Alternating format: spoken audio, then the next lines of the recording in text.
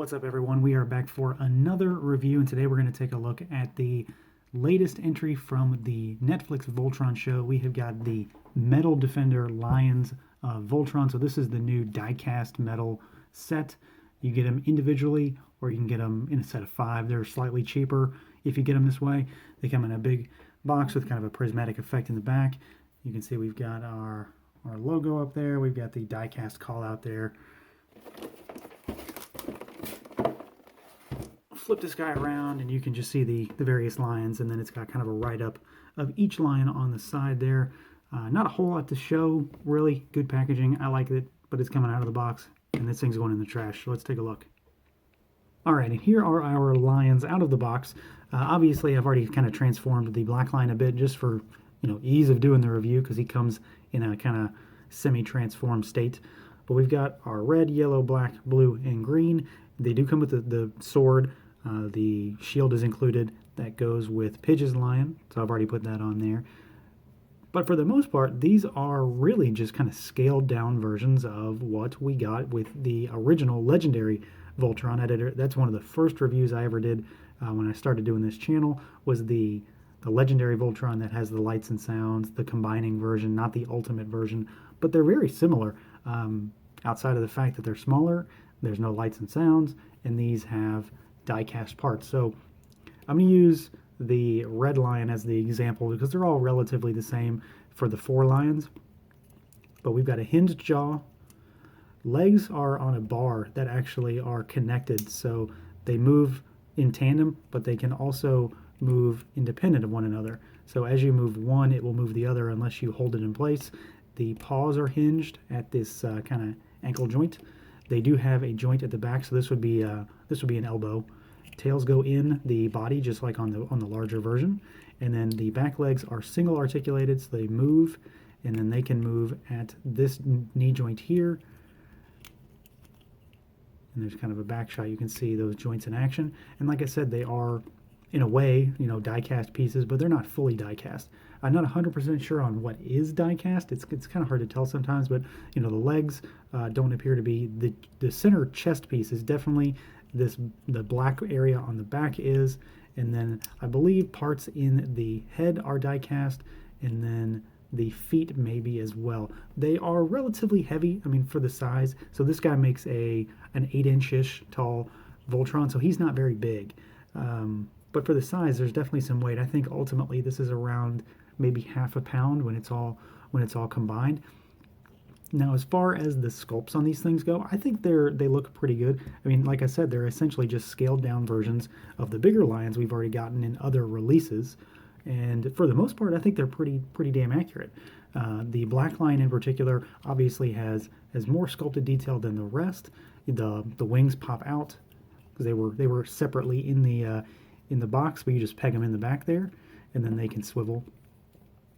We've got the Voltron head is in the mouth there. But for the most part, I think they're pretty much what you expect you're going to get out of these. They're small, they're more compact, but ultimately they do kind of deliver in the look that we're going for. Paint-wise, there's not a lot, and I didn't really expect there was going to be. Mostly everything is kind of a single plastic, or in this case, die-cast parts. And then the inner workings are kind of that molded gray, silver metallic, kind of cloudy plastic. But there is some paint on here, obviously. We've got the eyes. We've got the face in general. It's not perfect. Most of them are passable. But like you can see, I've got some nicks on the red lion's face there. And then we've got red on the paws. And then the tails are painted. Obviously, they've got a little blue spikes there at the end. And then we've got the yellow on the back here on the red lion. The black lion obviously has a little bit more, but still it's not a lot. So, we've got like the chest area here is painted, and then the face obviously has a little bit more detail than the rest, but you're getting kind of what you're going to get for that particular lion. So the real thing here is, what's it look like when it's transformed? How does it work? What's its articulation like? Let's take a look. We'll put them together and take a look at what we're really here for, Voltron. All right, so here he is all transformed. I was going to do it on camera, but no one wants to see me fool around with this thing for 15 minutes figuring out all the ins and outs of how to put him together and messing up 6 or 7 times. So it's honestly the exact same situation as the legendary Voltron, just again, he's scaled down. So everything kind of moves in the same way, everything goes in the same spot. And if you've messed around with that one, you kind of know what to expect with this. I had kind of the same issues with this one as I did with that one, getting the legs on the arm lions into their chest cavities. But that's just me, probably. Beyond that, though, it's all right. This thing isn't really blowing my mind. I do have some stability issues. He does seem to need to be kind of hunched over a little bit, and I'm just not. I'm having a hard time with him standing kind of balanced on his own. You see, he has a tendency to lean backwards because he is ultimately top heavy, which I guess I'm not surprised in that regard. But as far as articulation goes, let's take a look at that real quick.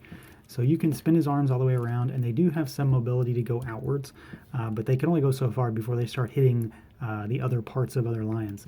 They do have hinges in the middle of the red and green line, like I mentioned earlier, which is basically an elbow, but it really doesn't have a ton of movement because the chest cavity is going to hit the leg. There is nothing at the waist. Legs can go all the way around, and they do have some split action there too, which is surprising. He does technically have a knee, but again, the instability that I'm seeing isn't really lending itself too well to that. And again, the wings, like I said before, are articulated. They can move outwards and then they can spin. So he looks pretty good as Voltron. I'm not sure I'm going to keep him this way, though. The idea of having 5 smaller lions is actually relatively appealing to me. I didn't buy the kind of basic assortment lions. What are the 6, 7, 8, 9, however many dollars the regular figures are. So these might be a better buy in that regard. I may just leave them out that way. There is the sword.